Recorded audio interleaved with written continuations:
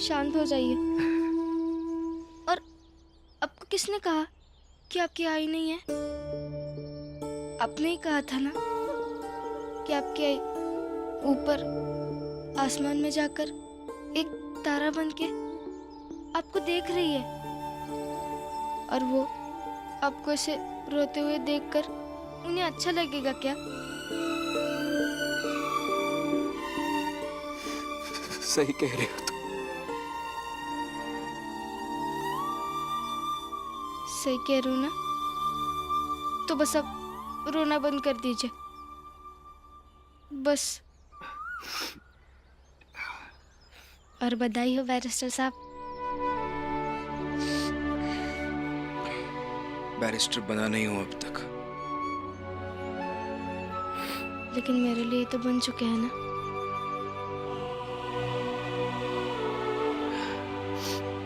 अब क्या कहो इस पर।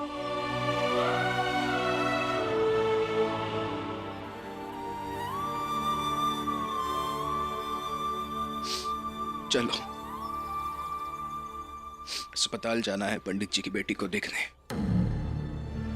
बार बार उस भीम के पीछे पीछे जाकर क्रांतिकारी बनने की कोई जरूरत नहीं है। समझ में आ रहा है ना रमा, तू आजकल बहुत उड़ने लगी है। थोड़ा दर्द होगा तभी तो तुझे तेरी औकात और जमीन दिखाई देगी। नहीं, आप जाइए, मैं घर जाती हूँ। चलो, अस्पताल चलो, अस्पताल होके घर जाना। नहीं नहीं, मैं बस ये देखने आई थी कि आपको नौकरी मिली या नहीं। मैं जाती हूँ घर, अब जाइए।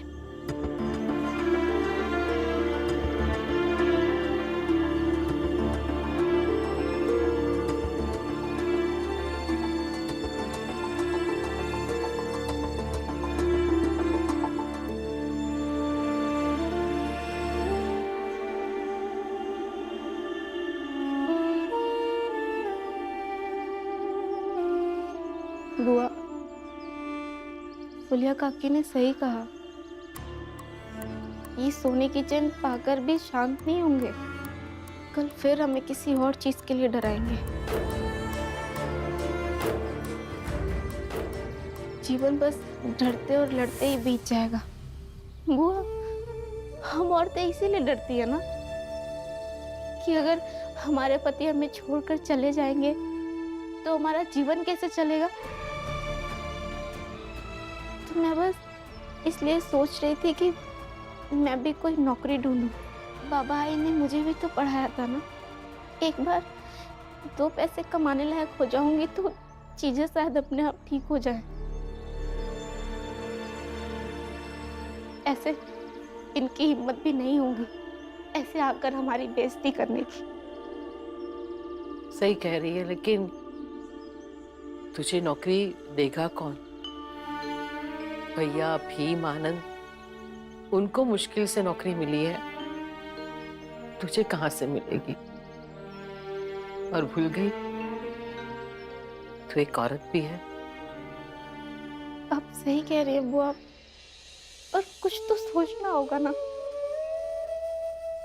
हम औरत की जिंदगी ऐसी ही होती है बेटा, दूसरों के बारे में सोचने में, दूसरों के बारे में कुछ करने में, इसी संघर्ष में बीत जाती है। और हम कुछ नहीं कर सकते, कुछ भी नहीं।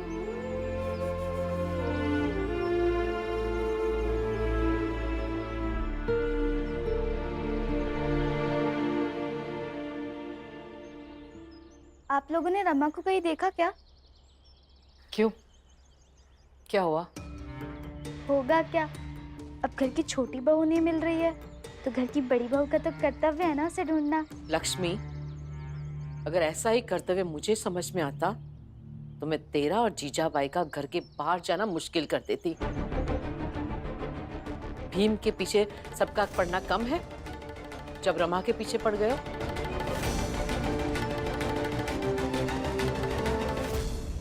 मंजुला, देखा, जिंदगी का यही खेल समझ में नहीं आता है। तुम इतनी अच्छी हो, तुम्हारे ससुराल में सबका इतना ध्यान रखती हूँ, तो तुम्हारे ससुराल वाले ऐसे हैं। और ये लक्ष्मी, इतना अच्छा पति मिला है, इतना अच्छा ससुराल मिला है, लेकिन ये अच्छाई उसे समझ में नहीं आती है।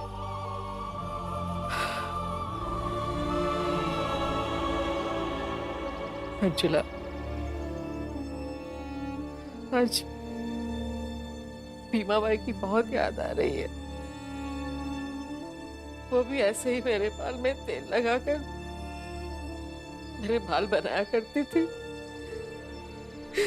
अगर अगर वो आज जिंदा होती तो ये सब नहीं होता शायद।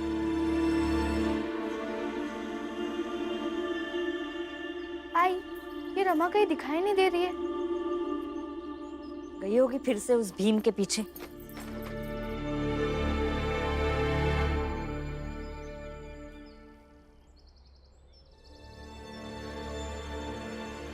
लकड़ी लाने गई थी।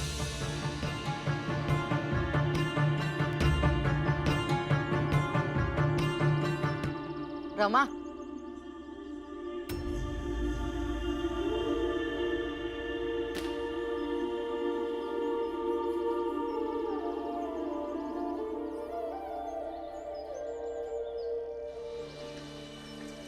मिला ही भीम को। पति और ससुराल दोनों के बीच में संतुलन बैठाने के लिए जो करना होगा करूंगी ही ना। बुआ और आनंद भैया भी आने वाले थे, लेकिन कुछ समस्याओं में घिर गए हैं। कोई बात नहीं, लेकिन मैं तो ये सोच रहा हूँ कि आप सबने हमारी इतनी मदद की है कि काश मैं भी तुम्हारी कुछ समस्याएं कम कर पाता। ये सब छोड़िए पंडित जी, अभी जल्द से जल्द ये ठीक हो जाए। वो तो हो ही जाएगी। डॉक्टर साहब बोले हैं कि आज इन्हें घर ले जा सकते हैं, तो सोच रहा हूँ कि आज शाम की गाड़ी से मैं सातारा चला जाऊँ। और भीमराव, तुम्हें भी मौका मिले तो सातारा जरूर आना, हमें अच्छा लगेगा। हाँ भाव, हम कुछ लड़कियां मिलके ना पढ़ाई करती हैं और हमारी प्रेरणा स्तोत्र आप ही हैं। आप अगर सतारा आएंगे ना तो हमारी सहेलियों को आपसे मिलके बहुत अच्छा लगेगा। जरूर, मैं भी सातारा आने का बहुत बार सोचता रहता हूँ। और हाँ भाव, कल का खाना बहुत अच्छा था। हाँ भीमराव, कल का खाना बहुत स्वादिष्ट था। अच्छा, आप लोग बात करो, मैं तब तक अस्पताल की कागजी कार्रवाई पूरी करके आता हूँ। जी।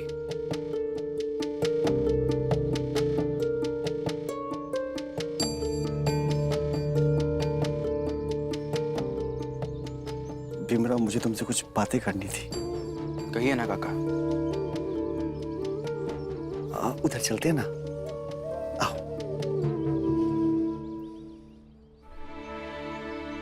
क्या हुआ, क्या बात है? अब भीम, मुझे भी मुंबई में रहना है, यहाँ पर कुछ काम धंधा करना है। क्या है ना, सतारा में मन नहीं लगता, घुटन सी होती है। तो अब तुम चिंता मत करो, मैं तुम लोगों पे बोझ नहीं बनूंगा। मैं कोई काम धंधा करके अपना रहने खाने का खर्च उठा लूंगा, बस कुछ दिन के लिए। तुम्हें तुम्हारा और राम जी का सहायता चाहिए, ताकि हम तुम्हारे घर में कुछ दिन रह पाए। ऐसे ही उपकार करते रहिए सारे दुनिया पर, सिर्फ सोने की बात नहीं है। सुबह का चाय, नाश्ता, तेल, साबुन सब देना होगा। दोस्त इनके हैं और बोझ हमें उठाना होगा।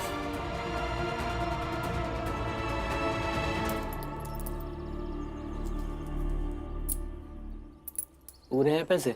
जी। मैं राम जी, भीमराव किसी को नहीं बताऊंगा कि आपने उनका घर का खाना खाया, लेकिन अगर आप खुद अपनी मर्जी से उन्हें बताएंगे तो उन्हें बहुत अच्छा लगेगा। ठीक है, आप जाइए। धन्यवाद साहब।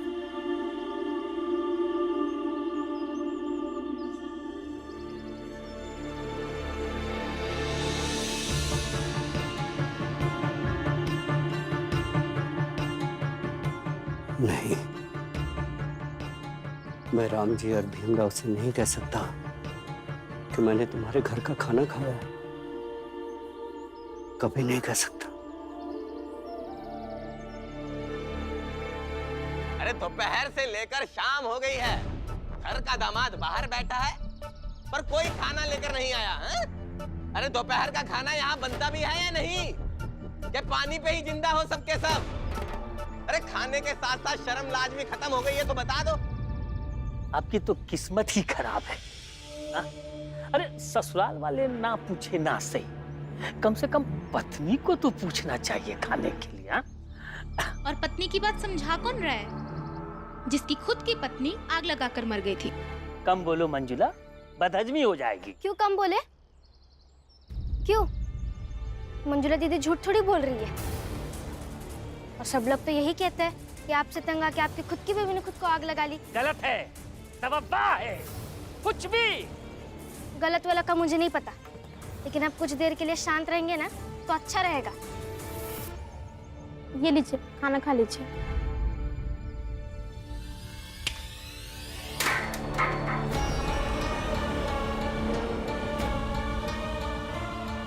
ये खाना लेकर आई हो तुम मेरे लिए? हाँ? ये खाना खाऊंगा मैं? सिर्फ एक सब्जी? जाओ जाकर 3 सब्जी बनाकर लाओ, तब खाऊंगा। हाँ? चलो जाओ। तो रहिए भूखे, नहीं तो इनसे कहिए, ये ला देंगे आपके लिए खाना। रमा, हमारे दामाद है वो, हम उन्हें 3 सब्जियां बनाकर देंगे, नहीं तो 4। तुम्हें इससे क्या मतलब? आई बात चाहे जो भी हो, अगर हमें पहले से पता होता तो 3 सब्जियां बना देते। रमा, जाओ जाके 2 सब्जियां और बना दो। कोई जरूरत नहीं है, ये यहाँ बस बाहर बैठकर हमें अपमानित कर रहे हैं। मैं भी ससुराल में रही हूँ, वहाँ कौन सी 3 तरह की सब्जी खाते हैं सब जानती हूँ मैं। हाँ, नहीं खाता था मैं वहां पर, लेकिन यहाँ खाऊंगा। इस घर का दामाद हूँ मैं। तुम्हारे घर वालों ने खोज कर मेरे साथ शादी की थी तुम्हारी। जाओ जल्दी से बना कर लेके आओ। दामाद जी, आप शांत हो जाइए, आपको जो चाहिए वो मिलेगा। जीजा भाई, जाओ अंदर जाकर सब्जी बना लो। चलो। आओ मंगेश।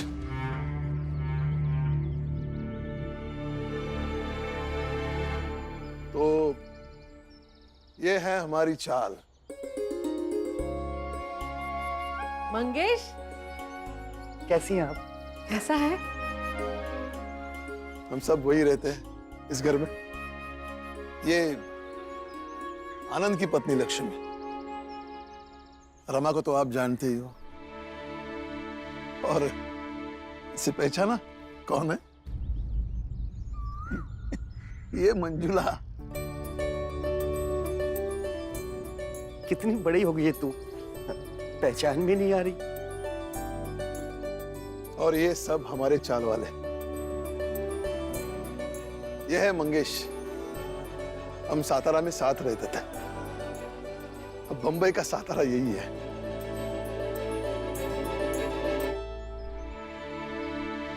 इस बात को समझने में मुझे इतना समय लग गया कि जात पात धर्म कुछ नहीं होता, हम सब बराबर हैं।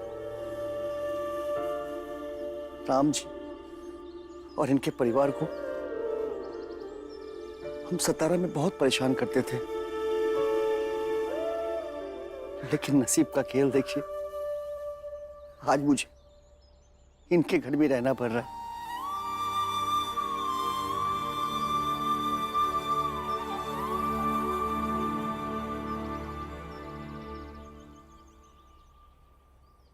रुको आनंद, अब तुम बड़ी जाति के हो गए हो, तो घर आने से पहले एक बार सोच लो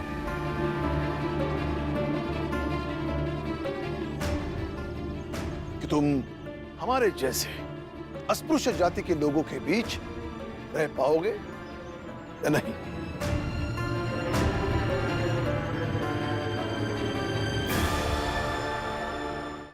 और आ बेटा, मेरी एक बात कान खोलकर सुन लो। मैं छोटी जाति का हूं, अस्पृश्य हूं, और इसका मुझे अभिमान है। मैंने अपने पूरे जीवन में अपनी जात कभी छुपाई नहीं, और ना ही कभी छुपाऊंगा।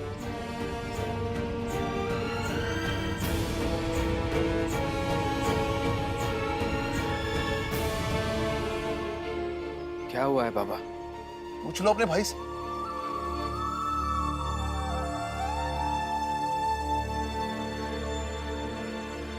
क्या हुआ आनंद भैया? कोई जवाब नहीं देना मुझे। मतलब?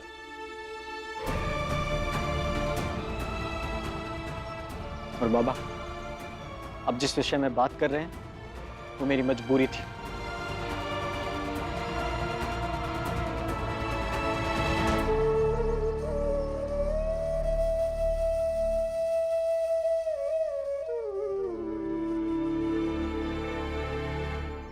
अरे बस बहुत होगी बातचीत। ससुर जी, हमको खाना मिलेगा या पेट भर ले बातों से आपकी? हाँ दामाद जी, जरूर मिलेगा। अरे पता नहीं किस मनहूस घड़ी में शादी हुई थी यहाँ पर। राम जी, एक बात नहीं समझ पा रहा हूं कि ये समस्या तुम्हारा पीछा छोड़ ही नहीं रही है। लगता है तुम्हारा और समस्या के बीच में चोली दामन का संबंध हो गया है। एक बेटे के साथ समस्या खत्म हुई नहीं, दूसरे के साथ शुरू हो गई। क्या हो रहा है ये सब? हाँ? हितेश, तुम ना ही समझो तो अच्छा है। और तुम्हें क्यों राम जी की हर समस्या में घुसने की पड़ी रहती है? जाओ अपना काम करो। और तुम लोग सब जाओ अपना काम करो। चलो मंगेश बाबू।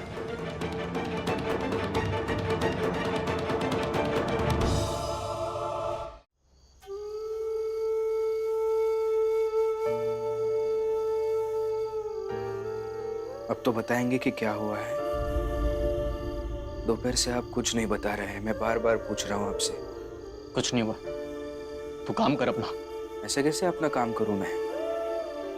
बाहर इतना कुछ हुआ है, आप परेशान हैं, आपको लेकर बाबा परेशान तो हैं। थोड़े दिन पहले तुझसे भी परेशान थे ना? आया था ना मैं तेरे पास, बात की थी तूने। तो जा, अकेला छोड़ दे मुझे। देखिए, एक बार बताइए तो सही क्या हुआ है। आनंद भैया, बताइए ना, क्या हुआ है? बताइए ना, आखिर हुआ क्या है? कुछ नहीं बताना है। दामाद जी के लिए खाना बनाओ। दोपहर का खाना वक्त पे नहीं दिया, कम से कम रात का खाना तो वक्त पे दो। वो तो मैं दे दूंगी। पहले आप मुझे बताइए कि मंगेश यहाँ क्या कर रहा है? वो 1-2 दिन यही रहेगा, और फिर कुछ काम धंधा ढूंढकर यही कहीं रहने लगेगा। यही कहीं मतलब यही? एक काम क्यों नहीं करते आप, पूरे सातारा को बुला लेते? घर में खाने को अनाज नहीं है, कहाँ से बनेगा इतने लोगों का खाना? धर्मशाला बना के रख दिया है घर को। जीजाबाई, मुझसे बहस मत करो। मैं पहले से ही परेशान हूं, और परेशान मत करो। बात इतनी सी कि नौकरी पाने के लिए मैंने झूठ बोला कि मेरी जात ऊंची है। मेरी मजबूरी थी क्योंकि मुझे सिर्फ यही एक रास्ता दिखा जिससे हमारे घर की स्थिति सुधारी जा सके। और ऐसे में बाबा इस तरह से बात कर रहे हैं मुझसे। ऐसा क्या गुनाह कर दिया मैंने? हाँ, गुनाह ही है वो। मैंने तुम्हें जीवन भर पढ़ाया, लिखाया, बताया कि अपनी जाति के नाम पर कोई कभी झूठ नहीं बोलना चाहिए, क्योंकि हमारी जात हमारा गर्व है। काम चाहिए था, पैसा चाहिए था। इसी पैसे के कारण हमारे घर में रोज नाटक होते हैं। चाहे जो भी हो जाए, अपनी जात छुपाकर काम करना गलत है। मैं और भीम अपनी जात बताकर संघर्ष कर रहे हैं ना, तो तू भी कर। नहीं, मैं नहीं हुआ आपके और भीम के जैसा। तो बनना होगा, बनना होगा।